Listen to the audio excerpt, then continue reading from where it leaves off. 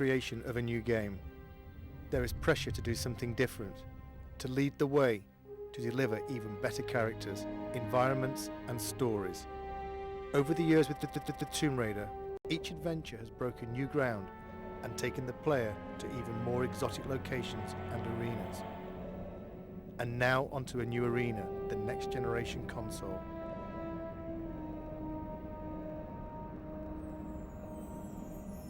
Our vision is to take the player somewhere dark, a place they might not necessarily wish to go, but a place that they'll have to venture if they want to bring Lara back. This world is from the imagination, but based in reality.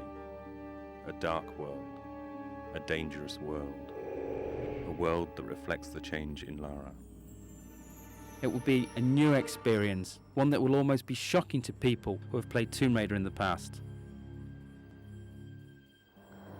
From the catacombs of the Louvre to the alleys of Prague, we searched for the seedier side of life. A world that you wouldn't normally see Lara in, but a world that she has no choice but to inhabit. Like her audience, like the game's consoles themselves, Lara has grown up. Her experiences in Tomb Raider 4 have forced her to question herself. This game will ask more questions of her.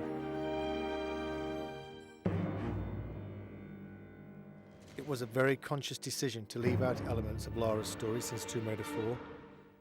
Certain aspects of that story will return. It's just a matter of when and where. For the first time, Lara will have a moral choice to make. It's no longer a clear-cut case of good versus evil. This is a more complex tale which will ask more complex questions of the player. The player controls how the story develops much more than in previous Tomb Raiders. Basically, when Lara talks to a character, the player can also choose whether Lara is nice, nasty, or dismissive to another character. This game sets a new benchmark for character animation. The new consoles allow for an unprecedented level of subtlety in the way the characters can act.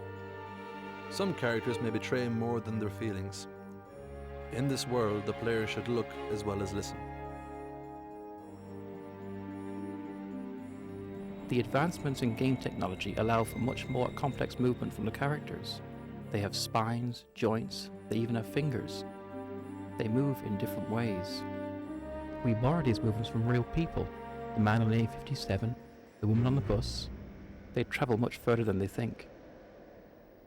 The player will choose which paths to take, which characters to trust, which lies to believe, and which enemy to face. Some enemies may become allies. Some enemies may become something far worse. Certain enemies have taken years of conception, gestating through design and redesign. I am the first to see them born, the first to guide them through the early stages, their first steps, their first kills, until they are finally unleashed upon the world.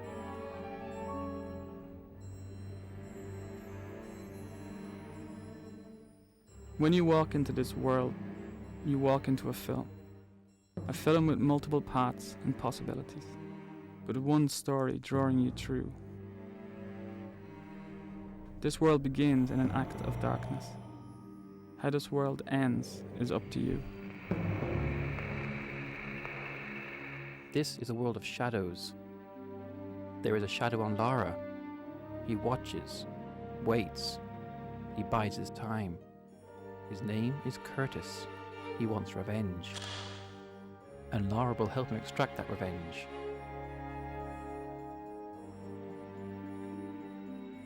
For the first time, there is another playable character in Tomb Raider. A character whose abilities combine the supernatural with the superhuman. He has a different approach to Lara, less subtle perhaps, but still effective against certain opponents.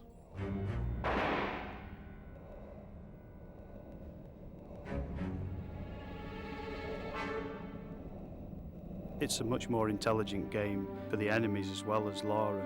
The PlayStation 2's got much more power to process enemies doing much more complicated things. The enemies in the game have evolved. They will work together. Notice when another enemy is killed and react accordingly. These enemies will pursue Lara. They will not stop. They have not stopped in 600 years. The Monstrum, the Cabal, Eckhart. An unholy trinity guided by an unspeakable force. Their origins lie in the annals of alchemy, not in its purported search for the secrets of gold, but in its real search for the secrets of the atom. If you control the atom, you can control life. You can create life, and you can steal life from others.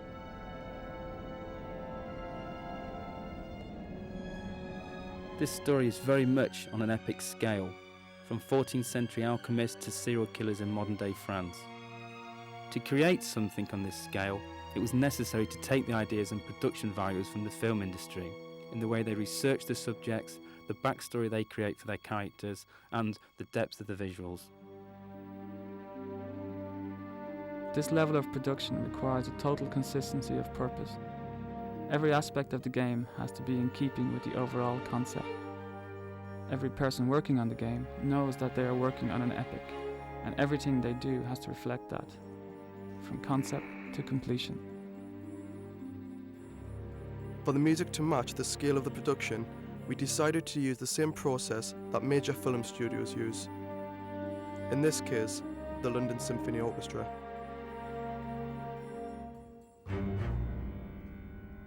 It's an overwhelming thought having your music played by 84 of the world's top musicians, but the effect of the music when playing Angel of Darkness will be well worth the shredding of our nerves. On the day of the recording, we are in the good hands of Abbey Road Studios and David Snell, the conductor. In a sense, he visualises the music and translates it to the ears. We wanted the music to be ever present, draw you into the world without you noticing.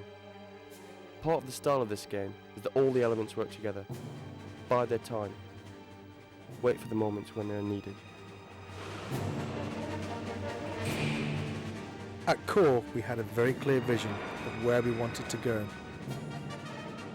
We wanted to take the Lara we all knew and put it into a game, a situation that no one knows. Tomb Raider has always set the benchmark for games. This game will be no different. Some may see elements of various filmmakers, such as Luc Besson, David Fincher. Some may see elements of various artists, Grunwald, Bosch. All will see something they haven't seen before. When we wrote this story, we wrote a book. This game is only the first few chapters of that book. This game opens a lot of doors and only closes a few of them.